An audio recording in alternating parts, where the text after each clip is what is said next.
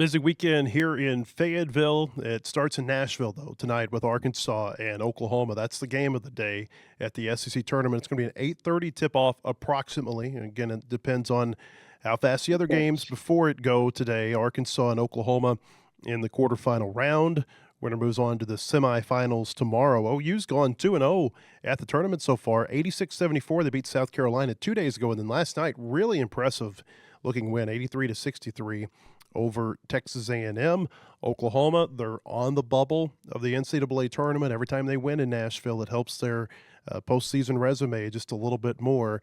I would think that last night's win over A&M really helped them, and a win over Arkansas could certainly go a long way tonight. We'll get Anthony Kristensen on here in just a second from Nashville. I want to tell you first, though, when it comes to game day, you want the best in your lineup. That includes your eggs. Eggland's Best delivers more of the nutrition you need, 6 times more vitamin D, 25% less saturated fat than ordinary eggs. You can score now with Eggland's Best. Better taste, better nutrition, better eggs. Visit egglandsbest.com for more information. Anthony is in Nashville. He was at the OU game last night when they beat A&M. Anthony, you and I were talking on this show a couple of days ago just how impressive OU has looked here, over the end of the regular season. I think they won 5 of their last 9 regular season games, and they've won a couple of postseason games now to tack on to that. Boy, I mean, you wonder about their legs in a game like this, but at the same token, Arkansas is going to play a team that seems like it's red hot. Yeah, no, for sure. I mean, you look at this Oklahoma team. I mean, you mentioned it. They've won their first 2 games of the SEC tournament. That's 6 wins in a row and 8 of their last 10. So, I mean, they're playing really, really well, and that's put them back on, the bubble picture. I mean, we're talking about a team that started 1-9 in SEC play and, looked frankly, dead in the water. I mean, you look at, there were conversations surrounding, Porter Moser's job security and whether or not he was going to be back at Oklahoma for a 6th season next year. And, are those conversations, gone at this stage?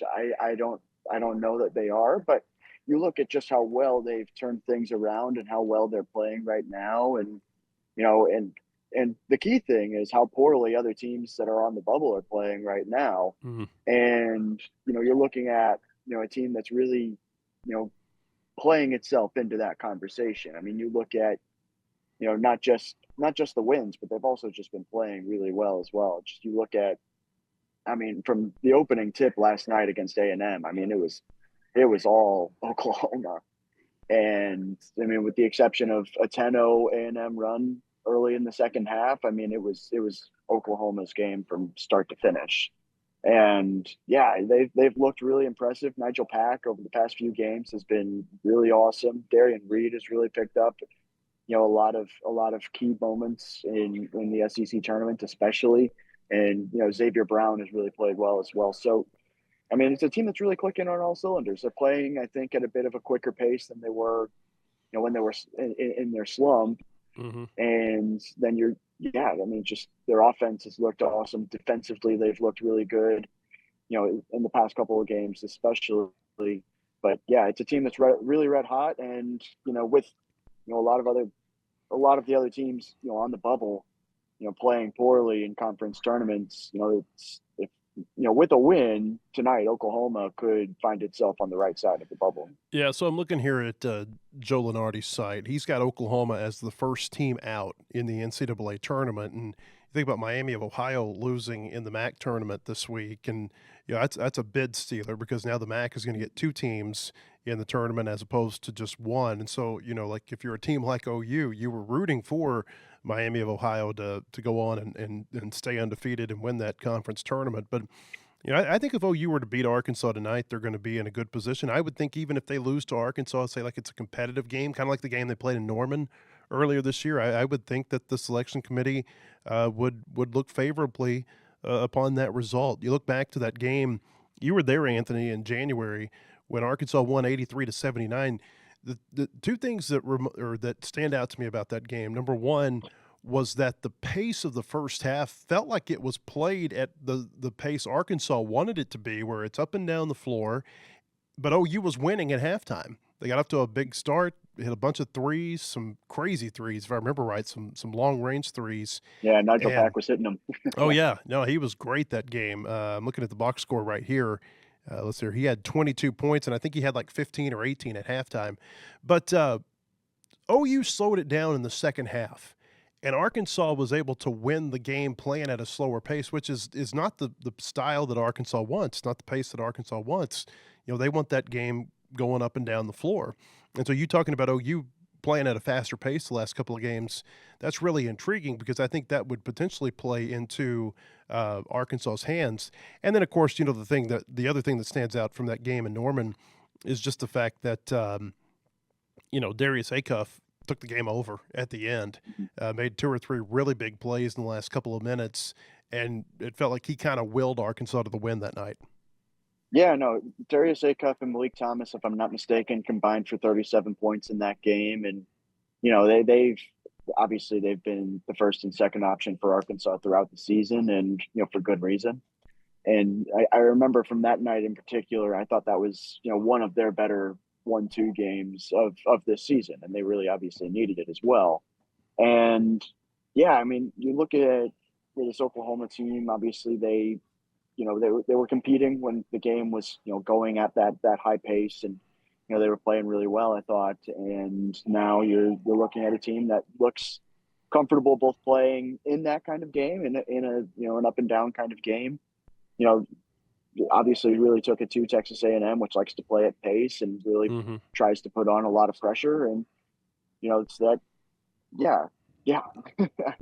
I mean, it's just, yeah. I thought the style of the game last night, Anthony, really kind of, I guess, I thought if A&M would make a comeback, they could maybe get into OU's legs a little bit. It almost felt like the Sooners just coasted in the second half. They got up so big in the first half that they were just kind of on cruise control in the second half. And I feel like it might have been more beneficial for Arkansas had A&M made them work for it a little bit more after halftime. Oh, yeah, no, for sure. And I mean, then you get into the question of, obviously now Oklahoma's played 2 games in 2 days. Arkansas hasn't played since last Saturday. So is there going to be any game time rust? Obviously Darius Acuff didn't play in that game. So is there going to be any rust there? So those are, I guess, the opposite ends of that spectrum. But yeah, I think, if that game was more competitive, I think Arkansas wouldn't have necessarily disliked that. But yeah, I mean, when you're Oklahoma and you're playing for everything Oklahoma is playing for, sometimes, the adrenaline can kind of take over and you can, kind of put all that stuff kind of behind you. And yeah, I mean, everybody's given Oklahoma an opportunity here. I mean, you look at just how many teams on the bubble have lost. I mean, Texas lost to Ole Miss, Missouri lost its SEC tournament opener to Kentucky. SMU has slipped a lot lately. UCF probably punched its ticket with its win over Cincinnati, but then, got handled in its next game. And there's a lot of teams that have, started to slip in that regard. So, I mean, you would have to think that would probably add a little wind to the sails for Oklahoma as well, just knowing that, not only are they playing well enough to put themselves in this position, but a lot of the teams they're competing with for those spots are, really falling flat. So yeah, it'll be interesting to see that dynamic, just kind of see if, maybe OU's legs do start to, kind of come out and, maybe they're slower than they want to be, or, maybe the time off is, maybe put some rust on Arkansas, maybe, but, we'll see. That's why we're here, I guess. Kind of interesting that you see Arkansas and OU playing at the SEC tournament. Going to be the first time they've ever played at a conference tournament. I think that with them playing Oklahoma, I don't know that Arkansas's played Missouri at the SEC tournament. I think Missouri might be the only team left in the SEC that Arkansas hasn't played at a conference tournament. And I say conference tournament because they've never played Texas at the SEC tournament. Yeah. But obviously they played them a lot at the Southwest Conference tournament. Kind of it's weird. It's weird that you can still get these unique matchups in Nashville. Yeah. No, for sure. And, I like it. I mean, I'm, like you said, I'm at Bridgestone Arena right now. I watched a lot of the first half between Florida and Kentucky. It's on the screens here. I'm in the media work area. So, I mean, I'm going to be here all day just watching basketball, just to be fully honest with you. But, that's that's just what I do. Yeah, So we wouldn't expect yeah. anything less. And I'm keeping up with all the other games on the laptop, getting the quad box going, everything. So yeah, everything's good. This is like it's paradise. Yeah. Hey, That's real quick, we want to tell you yeah. that the podcast is brought to you in part today by Bentonville Glass. They've been serving their community since 1971. They're committed, professional, and versatile. Choose Bentonville Glass for your glass market needs with the highest quality products. You can come by and see them at 507 South Main in Bentonville or at bentonvilleglass.com. You touched on something a second ago, and it was something we talked about a couple of days ago. It's not going to surprise me at all if OU comes out guns blazing tonight and takes I'm not gonna say it's a big lead, but I'm not gonna be surprised if you look up at the under 8 timeout and OU's up by 6-7 points because that adrenaline's kicked in and maybe Arkansas is shaking off the rust a little bit, and like that doesn't surprise me at all in these conference tournaments. I do think at the end of the game it benefits the team that hasn't played the day before in a lot of cases. But early in like I thought we saw that yesterday with the Ole Miss Georgia game, right, where Ole Miss had played Texas early or had played them earlier in the week, and then they were up big, and Georgia comes back and they almost caught them at the end. It's not going to surprise me to see something like that at least early with OU Arkansas tonight.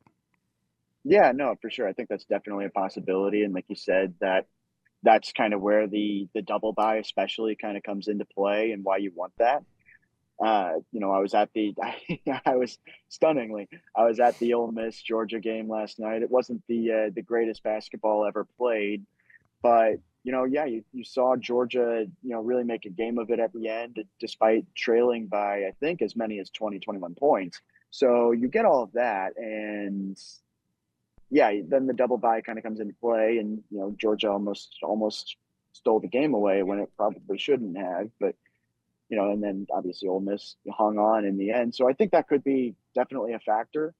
But then you kind of look at the other side of it. I mean, Oklahoma just never even looked all that challenged by Texas A&M last night. Mm-hmm. So I guess there's kind of, with the exception of one 10-0 run early in the second half that I think cut the lead down to, I think, 10 points at one point. But I mean, even then, I mean, it just kind of felt like A&M just wasn't going to get back into that game. But yeah, so there's different perspectives of it, but yeah, the double bye, I think, in that situation, I think would definitely be something that could really help Arkansas especially late in the game. Here's some good news for Arkansas. I think, unless officials can work 2 games in one day, Doug Shows is calling the Florida Kentucky game today. He was on that crew last night for Ole Miss and Georgia, and that was just a really bad officiating job. They missed a couple of goaltending calls. I thought that they easily could have said the Georgia guy was in the act of shooting when Ole Miss intentionally fouled him with about 3 seconds left, and there were a number of other calls, obviously, that you can pinpoint to and say not great in that Georgia Ole Miss game. No, for sure. There was, just being there, it was, and it kind of, they went to the monitor, I think, and just like it kind of dragged things on, and that made things later for the A&M and an Oklahoma game, and I was already going to be the late game, and I'm just no overtime, no reviews. I want this game to start at 8:30 tonight. Let's get after that. Like we said, this is the second really late tip I've had in Nashville, or we've had in Nashville, because last year the Nashville the Vanderbilt game, 9 p.m. Central. Yeah. Hey, if you get like an overtime game or a couple of overtime games, you might be pushing 10. Don't put that in the world, man. That's evil. That's evil work by you. Hey, what do you think about the SEC having a hardwood court when the Big 12 has had their problems with their glass floor this week? Hey, they're putting the hardwood floor back in over in Kansas City, I know. which I mean, I understand wanting to do something cool, but it's just like, why reinvent the wheel? Yeah. I don't think anybody's going to. I don't think anybody saw that the Big 12 was going to have the LED floor, and just like, I've got to get to Kansas City now. Well, it was ugly to begin with. It was ugly. Yeah, like the gray floor. And what do they Oh, call the? you could do anything with the floor, and you You went with the same ugly design as you did last year? Yeah, you Like, could make the what are we floor, doing? you could make the floor look like wood if you wanted to. You could make it Exactly. look like a normal basketball court. Yeah, it's Yeah, what do they call that early season tournament that the NBA has? the in-season tournament, the Oh, NBA Cup. wow, that's original. Okay, so, but like all these teams go to these just monstrosity floors, like and I can't watch the games. I can't do it. I cannot watch a basketball game on a blue floor or on a green floor or a red floor or something like that. It just so that gray floor in Kansas City, I could not do it.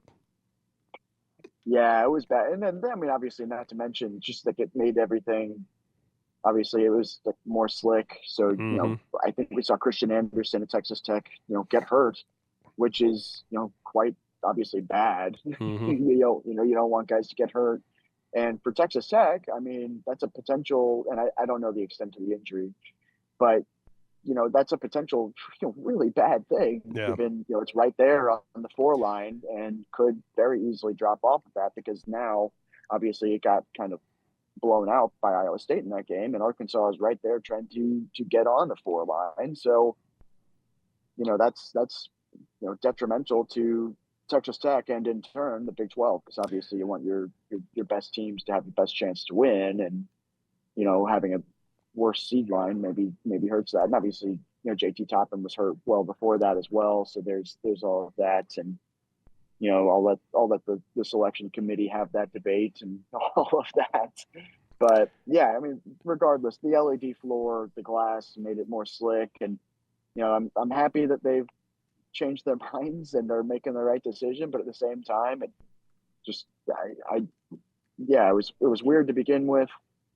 Players at the women's tournament, players and coaches at the women's tournament complained about it, and now they've just now decided to make the change. And I guess better late than never. But yeah, it was rough. I was in Raleigh in '08 when Arkansas went to the NCAA tournament there, and North Carolina was there. Arkansas ended up losing to UNC in the second round, and Roy Williams was all over the NCAA. Like every press conference, he said, "You got to get rid of those big NCAA stickers in the middle of the floor." He said they're slick. People are slipping on them. Somebody's going to get hurt.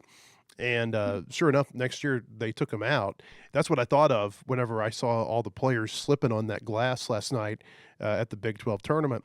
It kind of hammers home this thought that I've had, which is just because the technology is there doesn't mean that you have to use it. Yeah, it reminds me.